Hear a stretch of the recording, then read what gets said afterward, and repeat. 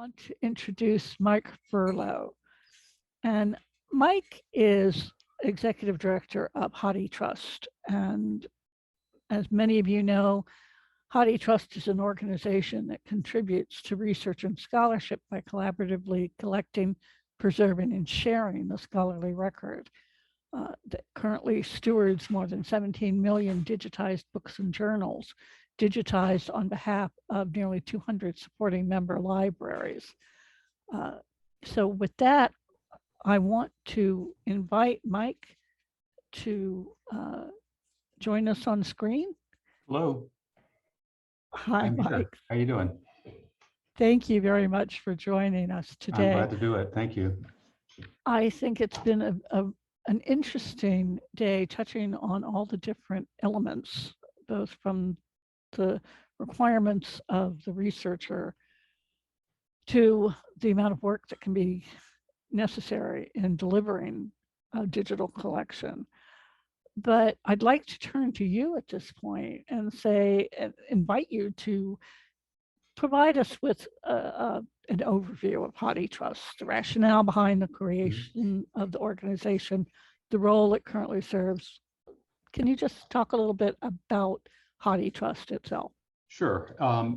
First, let me just say again, thank you, Jill, for inviting me to be a part of this. And let me also just say congratulations to Nicole for managing through that project. That was an amazing presentation. And it reminds me of some projects I'd rather forget myself. And I say that with a lot of respect, because I think that's an amazing project. But you encounter these from time to time. It also reminds me of just how little I actually have to do with day-to-day preservation or digitization work any longer. Because at HathiTrust, what we are organized to do is really to provide a kind of a collective solution for preservation and access of really large quantities of scanned materials, but somewhat different from what I think we've seen and heard more about this afternoon, which is, kind of originates, these materials that you find in HathiTrust primarily originate from library circulating collections. They're published materials, the kinds of books and serials that you're going to find if you wander through the stacks of many academic libraries. We're entering our 15th year now, and we were initially set up in 2008 into a partnership among the libraries of the Big Ten institutions and the University of California. And as I said, the real focus initially was on really looking for a way to create a collective solution and common infrastructure for the preservation and access of digital assets that were at that time being produced in significantly large quantities, unheard of quantities, through projects with Google, with Internet Archive, with Microsoft, as well as digitization projects that libraries themselves had been pursuing for a number of years from their collections. I kind of think of it as there were kind of two initial foci there. There's one is cost avoidance, right? What is it that we can do together to create common infrastructure so we do not have to duplicate effort and spend money unnecessarily?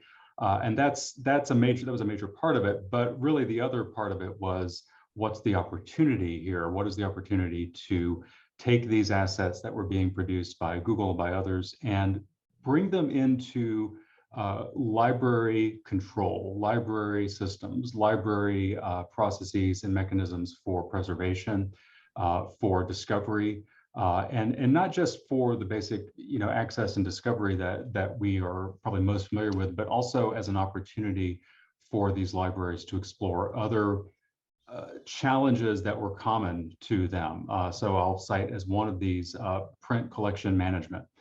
Starting in the 90s, when journal back files started to be digitized, libraries began looking at their duplicative collections and wondering what they could do to diminish that duplication. Could they withdraw materials?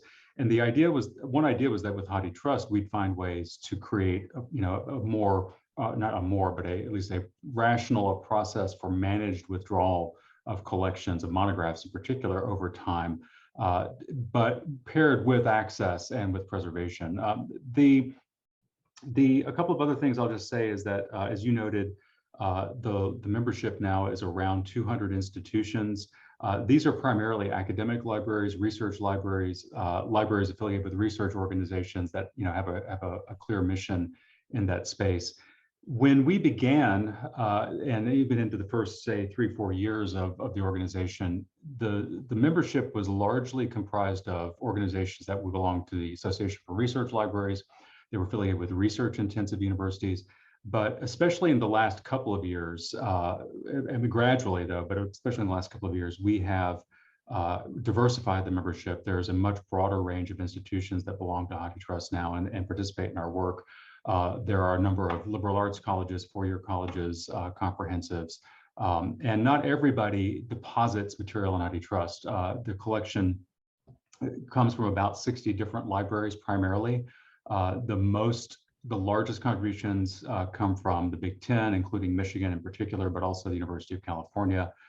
We also have materials from international libraries, including Keio University. Maybe the last thing I'll offer here as a way of contextualizing this is the collection is, probably strongest or best known for being a collection oriented towards humanities and social sciences research.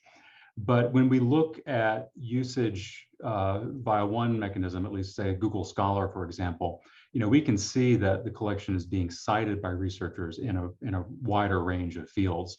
So just looking at a quick alert earlier this week, I was finding titles citing HathiTrust collections in journals related to labor history, costume history, but also in fish biology and applied physics, and hormone research. I mean, it was a pretty wide range there.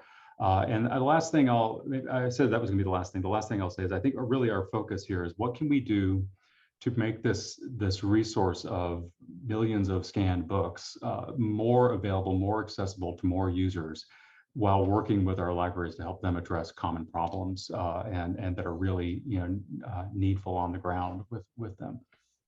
So that's us in a nutshell. It's, you call it a nutshell, and yet it's a massive Yeah. collection to be taken care of. Can you talk a little bit about what progress you've seen over the past 20 years in the digitization work by academic and research libraries, but also some of the more recent groups that have joined you? Yeah, I will say a few things here. I mean, one, I think maybe just to set some context, in 2004, when Google announced its intention to work with, at the first 5 libraries to scan large quantities of materials, that was really, it's hard to kind of find the right word. It was, I was gobsmacked, right? Because they were proposing this digitized at a scale that was unexpected, unheard of, unimaginable. One figure that often gets tossed around, or one fact that often gets tossed around, is that when Michigan was making its decision about whether to work with Google to scan materials, they had estimated it would take them decades, if not over a century, to scan at the same quantity that Google was proposing to do in several years. So for those of us who had already been involved in digitization of collections, it was kind of this huge mind-blowing moment. But 20 years later, we've made really substantial progress through this work. There is a wider range of materials available and accessible online now, and from that are not exclusively special collections. And I think this is one thing I think that is consistent through the past 20-25 years. Libraries have continued to focus, as we were doing early on how can we digitize those materials that are unique, special, rare, that we find in our individual libraries. That's where I think our libraries can continue and are continuing to put most of their effort and investment, because there are things that no one else has, no one else will scan that. But at the same time, what Google, what Internet Archive, what these other programs allowed libraries to do is have a pathway for the less rare, less unique materials that were not necessarily commercially viable to many publishers any longer, or certainly not viable or available in a digital marketplace, to make those materials more available and to get them into a form where even if they weren't immediately accessible because of copyright, they could be made accessible in either when copyright expired or under certain provisions of the copyright law that provided exceptions to libraries.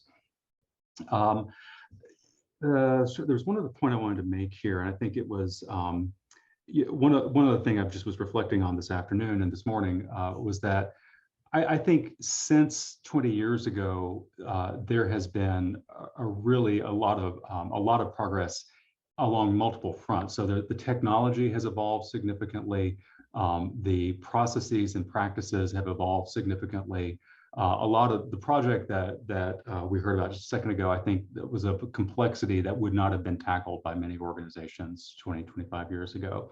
And at the same time, I also think that we have, as a community, theorized this work more so than we had in the past. We've given a lot more thought to digitization, as Karen was recognizing earlier, as an act of selection that builds on previous acts of selection, which are based on various power structures, based on various assumptions that are being made at particular times. And I think this means that over the next couple of decades, we're going to see, I hope anyway, I think we'll see a much more broad-based kind of digitization, one that is more broadly representative of different kinds of knowledge in different areas than we had seen in the first 20, 25 years of this kind of work in the library community. Can you talk, the pandemic has shifted focus on so many different activities, but what have you seen with regard to usage over the course of the past 2 years, and how does it compare over what you saw prior to the pandemic, say in 2019? Yeah, so of course, it's impossible to talk about the last 2 years without acknowledging the pandemic and things we had to do there. So before the pandemic, I would let me remind us that the collection in HathiTrust is that material that is public domain. It's about 40% of the collection. That's the stuff that people can read as a matter of course. The entire collection can be mined or used for computational analysis based on our understandings of fair use. The entire collection can be provided to users who are visually disabled or impaired or print disabled. But most users were not able to see most parts of the collection because copyright was still in place for this material. And over time, historically, even with a large number of academic libraries working with us, we have seen the broad general public use of this collection. I used to joke that our biggest fans were genealogists because there was so much genealogy related or useful material for genealogists in the public domain that people were drawing on, and you'd often see those as at the heaviest end of our usage stats. But of course, 2 years ago, basically 2 years ago right now, 2 years ago this week, we were working pretty feverishly inside here to develop a mechanism where HathiTrust materials could serve to provide continuity of access to library collections, recognizing that so many libraries were closing and closing for an unknown period of time, given the public health emergency that was coming. I mean, I was remembering earlier this week just how uncertain, how freaked out a lot of us were at that time. And thankfully, we had this project to kind of focus us on, to keep us focused. And so we worked on this a service called Emergency Temporary Access. When we did that, the idea was that if your library was unable to service collections as you normally would, then we would open digital access for those materials that we held in HathiTrust that were also found in your collection. And we fortunately had a lot of holdings data already on hand from our member libraries. So it was certainly some effort, but it was not as hard to implement this right off the bat as it might have been. And this is a service that we were conceived of as a kind of a insurance policy or a hedge for other kinds of emergencies or disasters. So not just a public health emergency, but a natural disaster like a hurricane or a fire, or even political unrest that could cause a library to shut for a period of time. So it was heavy. HATOS was in heavy use for about 18 months until last fall. At one point or another, we had over 190 different campuses around the world making use of the collection. And I had, I never remember the numbers, but I think I've got it right here. So on average, during that time period, we were seeing on average a total of like 10,000 checkouts a day for materials, which doesn't sound like an awful lot. And yet, when you consider that the range of materials that was made available here dated back to the 1920s up to the early 20th century, and it's basically your circulating collection, that did seem like an awful lot. So a lot of users were repeat users. They were coming in. It was clear that they needed to. They did not have access to their libraries because they were coming in and repeatedly checking out the same works for their research. As we started to get a better picture of the patterns in this usage, there was a clear tendency among users to favor access or to use material that was somewhat younger. The collection is heavily 20th century in focus, but if it was published after 1988, it was much more likely to be in use by somebody somewhere. And this was quite interesting to me because you'd see frequently taught works in the heaviest usage category. So things like the Marx Engels Reader, which is still frequently assigned in classes, or James Baldwin text frequently assigned. You'd see these numbers right up there, but there was a tremendously long tail, hundreds of thousands of titles, if not millions of titles that were being accessed during this period. The question I have tried to figure out, and without a whole lot of success, is, for that material that was used during this pandemic period, when there was when there was limited access to libraries, if not any at all, is that stuff available at all in digital form anywhere else?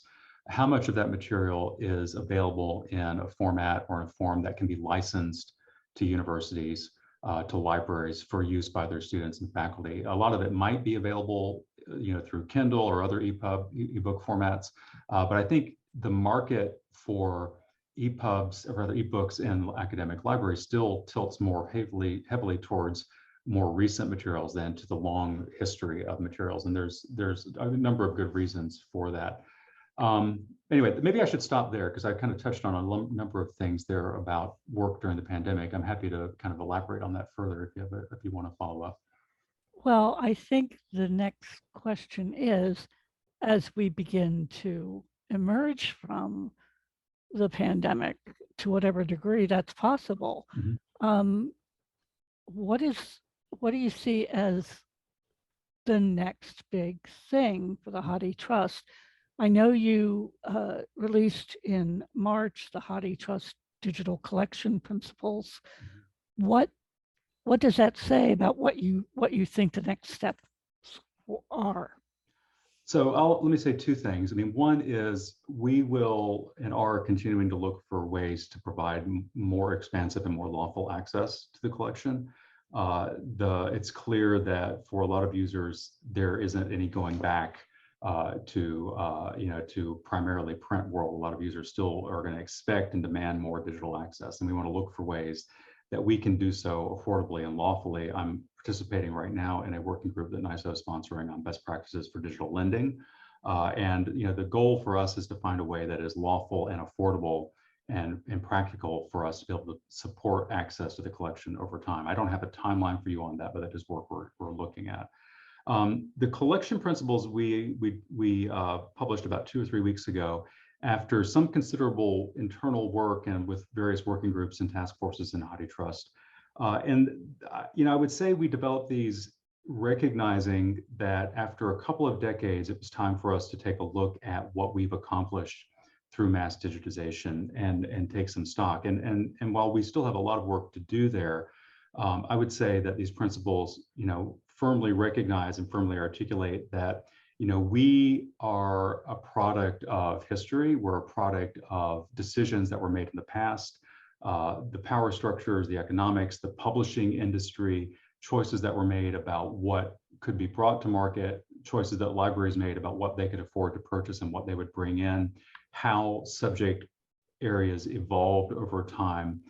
You will see these histories and these legacies reflected in the collection of HathiTrust because it is so broad-based. And one clear project we need to undertake over the next couple of 3-5 years is understand that better. Understand what are the strengths that we see in the collection, how are those strengths, how do they stack up relative to what could be included to published material that has maybe not been digitized, or published material that has not made it into some of the libraries that have been more active in their scanning programs, or worked with Google or other partners on that. So for us, it's about taking a more collection principles kind of our way for us to articulate an intention to more thoughtfully and more proactively work with our member libraries to steward these collections going forward. This is nothing, I don't want this to sound like a criticism of mass digitization, but it was very much focused on, it still is actually very much focused on scale, on getting as much material as you can, and then sorting that out. And it's produced a pretty amazing set of resources for access. But at the same time, I think it's time for us to try to sort that out, work with our members, work with the library community to do more analysis on this collection, and then look for ways to ensure that we collect in the future materials that can represent a broader spectrum of voices, a broader spectrum of subject areas, and also look for ways to be able to include more, I don't have a better word for it, than prospective materials rather than solely retrospective materials. So there's a lot of different directions, and I think what the principles do are articulate, the kind of the basic premises of a strategy for us to be more thoughtful, more proactive, and more intentional in how we help build these collections in the next several years. I do have a question to just skip across range that she was speaking. Traditional types of material that are captured have. Jill, one thing, I'm actually having a hard time hearing you right now. Your voice is kind of dropping out a little bit. Let me ask you to unplug and replug.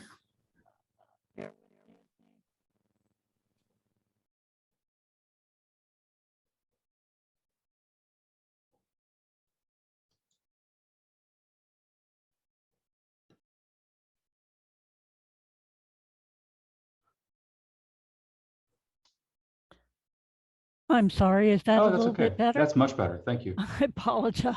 It's okay. I did my best, but I couldn't quite make it out. The question I wanted to ask you was, given that the content that you have in the collection currently is primarily book and journal oriented, are your plans to begin to incorporate additional collections, such as what Nicole was talking about, where you have something that might not be considered to be traditional scholarly output, but which should be incorporated into a collection for use by researchers? That's a great question, and I think the best answer I can give to you is, right, at least for the foreseeable future, we're going to probably continue to focus on book materials, book-like materials, and that can be primarily published materials, but it doesn't have to be, right? There are a number of bound type materials in special collections and archives, and it's not only 20th century material that we would welcome into the collection. We'd love to see more a wider range of special collections as well. The reason I don't want to rule it out forever, right? Because I think that there are areas of a great deal of need for collective support for digitization and access and preservation in a number of different format areas, right? I think a lot of us worry extensively about time-dependent media, in particular audio and video, held in special collections in universities, and how is that material going to be reformatted, and in what ways, and how will that be managed? And there's been a lot of progress, but the challenge for us is, if we were to try to expand too far beyond what we do right now, it would really be essentially creating another HathiTrust for another set of formats or materials. And I think there's ways for us to begin to explore that, but I can't, it's hard to say right now that we would be ready in a year or two to launch something that could, take on more archival material, as much as I know that that is a need out there as well. So, well, I think we're talking about digitization projects that, even if you can do them very rapidly, as Google did initially, the scale, the amount of content that is out there is such that there's no way that we'll capture all of it in time. And while, Yeah. and we know there will be losses in areas such as film and Yep. audio. Yeah. Yeah, I used to joke, and it's not really so much a joke, that like preservation is really a process for coming to terms with loss. So, you know, it is true. I think preservationists have the best perspective on some of this. You know, I will say though that you're right. It's going, we will inevitably lose things. We have lost things now. We will continue to do so. What I appreciate though is that one thing I appreciate is that with the range of different institutions that are continuing to look for ways to bring materials into an online environment from the past, pairing that with the kind of large scale work that we have done, I think there's a great complementarity there. And I don't want to, you know, I shouldn't talk only about HathiTrust. I want to acknowledge Internet Archive has continued to do significant amount of book digitization over the years and is always looking for more contributions from libraries to scan materials there. And I think we need this diversity of approaches, right? Because the wealth of content, the range of content that can be useful for future scholarship, you just don't know, right? Any selection you make is going to leave some potential question that could be asked in the future. And the best we can do is make our best informed choices today and leave the door open for others to come behind us. So, Well, I know we're running close to the end of our time, but I did want to kind of get your thoughts about what do you think the challenges are going to be over the course of the next 3 to 8 years, and what might need to be done to help libraries move forward in this work? You know, so when I think about this, I have a hard time constraining it to simply to digitization. So let me try to answer the best way I can. And I did this the other day too. I was the last speaker on a panel and I was the downer. So I don't want to leave us on a downer, but I am really quite worried about the next 5 or 7 years because you know we're coming out of thankfully we're coming out of a height of a pandemic, right? We are not post-pandemic. I don't think we'll ever be truly post-pandemic, but we are moving into a space where we understand better how to maneuver within this. But we haven't really fully understood what the longer term impacts of that pandemic are going to be, not just on how we do our work and how we deliver education and how we manage our collections, but you know, honestly, on our finances, right? And the finances are a big important part here because we're moving into a period where you know, we can see where a lot of institutions came through the pandemic quite well with strong enrollments and they're doing fine, and there are many that did not, and that's going right into a period where we can expect demographic shifts. So I think we're going to see a lot more stratification in higher education, a lot more specialization of institutions, and I think that's going to have impact on how libraries focus their services. Now, I don't think that's like that's such a terrible thing. I mean, I shouldn't say I don't think it's a terrible thing for institutions to specialize in different ways. What I'm concerned about is that as we move forward in trying to continue to work more collectively on preservation and access in a number of different dimensions, how well are these different institutions going to be able to contribute to these kinds of collective efforts, and in what ways can we ensure they're able to continue to participate and take advantage of the solutions that we develop collaboratively and collectively, even if the financial situation changes significantly for them. So I really worry about creating it or further deepening, you know, kind of a have and have not in the higher education and library community. And while I recognize that's, I don't want to say it's inevitable, it's utopian to think we would get rid of that in the next few years. And it's something that I want to say that we want to look for ways to continue to work on that and try to broaden our organization and be more inclusive, even as we go into this period of what I think could be some rapid change. So. Well, I know we're getting into the very end of our time, but I'm going to ask you one last quick question that you can make as lengthy or as short as you feel most comfortable with.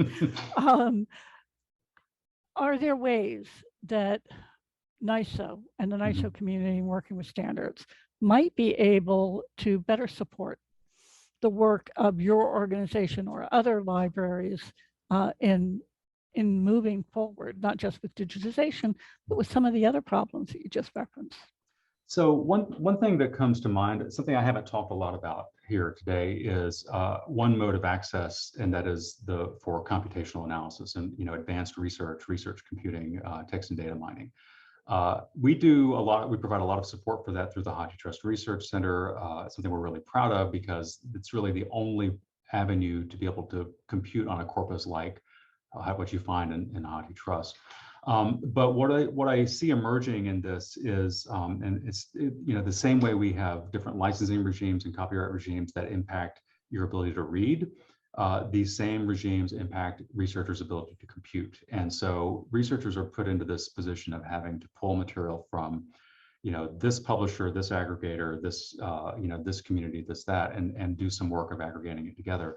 So one thing I keep wondering about is whether or not there is room, there are emerging places where we can look for standards, best practices for descriptive or extracted metadata from large textual data sets, from diverse data sets that could then, or some common approaches to be able to extract that data so they could be then made available more generally, more publicly to researchers so that it simplifies their access.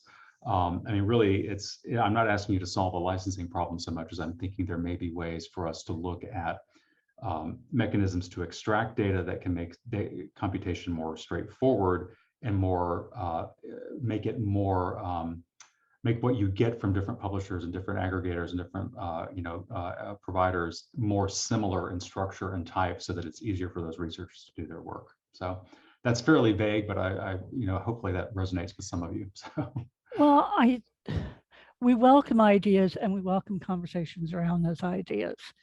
So I want to thank you, Mike, for being with us today. And I want to thank all of our speakers, because I think this has really been a fascinating exploration of some of the issues and practices that currently exist in digitization, both of special collections, but also in the context of collections such as HathiTrust.